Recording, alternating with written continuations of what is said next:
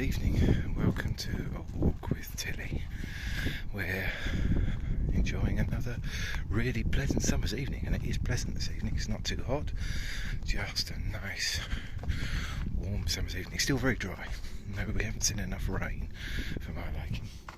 Come on, Tilly. But at least it's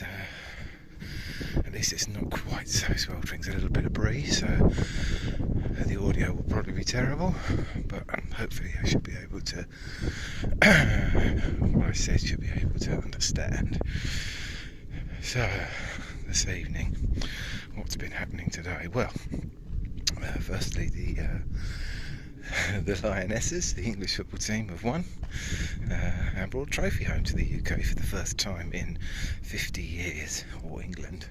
I'm not really that sure, not an expert on any of this stuff, but as I understand it, the last time was 1966 that the men's football team won something, and the ladies beat Germany 2-1, so that's fantastic. Good on them. Excellent bit of news. That's lovely. And just some lovely stories came out today about what I was hearing. Traumatic stories that it's lovely to hear that things are finally changing. Come on, Tilly! Good girl, come on! Ladies who are not old by any standard. 60 is hardly... would still class, I would think, as fairly recent history, saying that they were literally not allowed to play football. I mean, not allowed. Not just given the opportunity to be part of a team. Their schools wouldn't let them even play. So there's, that's positive stuff, because certainly girls are now. Tilly, this way, come on, good girl. So that's real positive. Okay, what else has been happening? Well, more in the real world. Let's have a...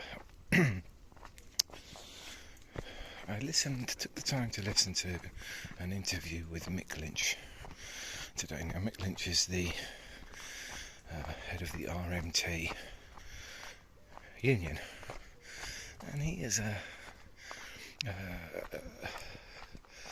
very articulate guy, succinct, to the point, explains his case well. These are real important things because we're going through I think the current administration are attempting to vilify unions. This is a bad thing. It's a very bad thing. I've got no problem if they want to argue that they don't think the case that union is making is reasonable. Put together your counter argument. Explain why you think it's not their case is not an acceptable or reasonable claim. Fine, that's what you need to do. But to vilify the union as self, this is heading into concerning territory. Most of the rights that we are in the UK privileged to have, as all the working population it privileged has, have been won by unions. And if you're trying to make a case that unions wholesale are bad, this is a really concerning case. That doesn't mean that every case that a union may put is a good or justified cause, because that's certainly not going to be the case. But just to wholesale remove people's right to withhold their labour, this is not a positive thing. This is not a positive thing. This has, and you can see how effective unionisation actually is in winning rights for its members, whether you consider that a good thing or not, by looking at the comparative earnings of tube and train drivers compared to bus drivers. So if you go back in relatively recent history, the bus drivers earned very similar amounts of money to tube and bus drivers, and now it's a fraction of it. The big difference? Very limited union representation. So if you're a bus driver or a train driver, then a union's been a good thing, certainly for you personally. And it's the way the discussion is, as if, come on Teddy, good girl, come on this way, as if because a train driver earns, I think on average they actually earn about £50,000 a year, which is a very good, a very reasonable salary. But you're not incredibly wealthy by any stretch of the imagination for doing what's a pretty important job. I just don't understand this vilification of sort of ordinary working people from earning a reasonable income, and certainly highly skilled. So the argument goes that because nurses only earn 30 grand, train drivers shouldn't earn 50 grand. That's just a terrible argument. Nurses should in all probability earn 40 or 50 grand, and train drivers a similar amount, maybe a bit more.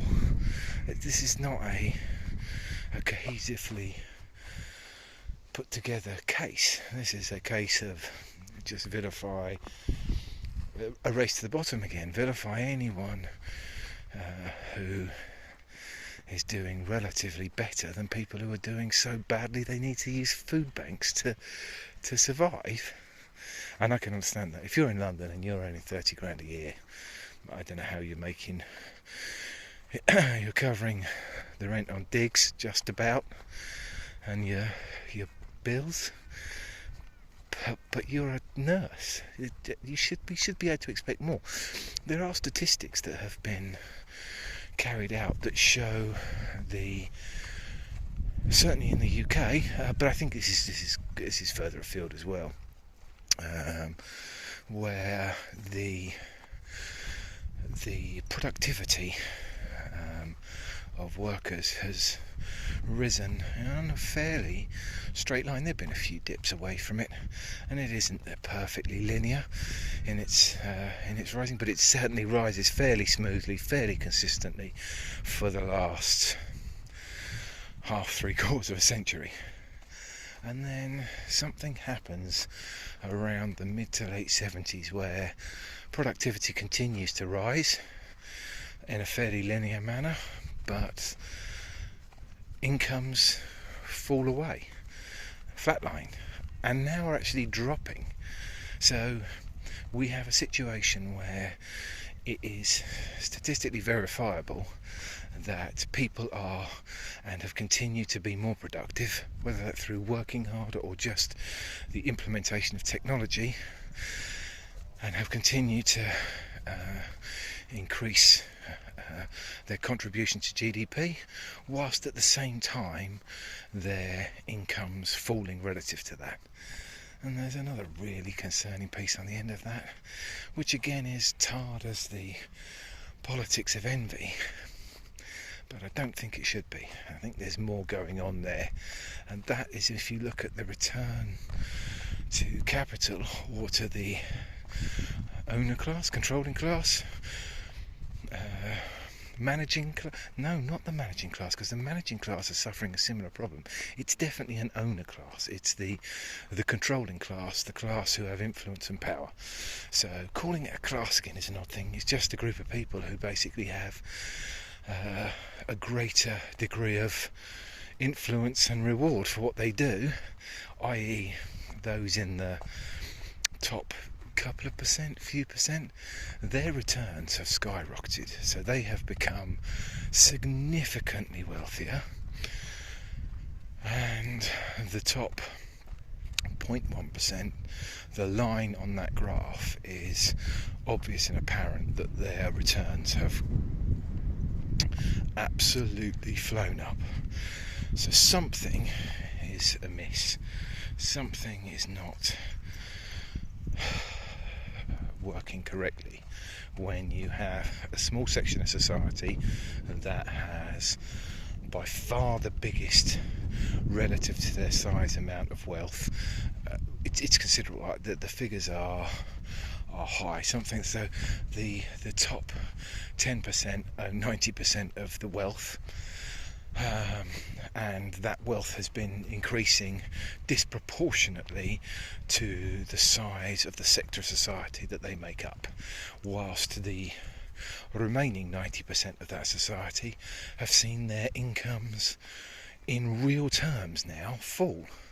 In real terms, so they are getting constantly a smaller slice of the pie, whilst the actual pie itself is increasing in size.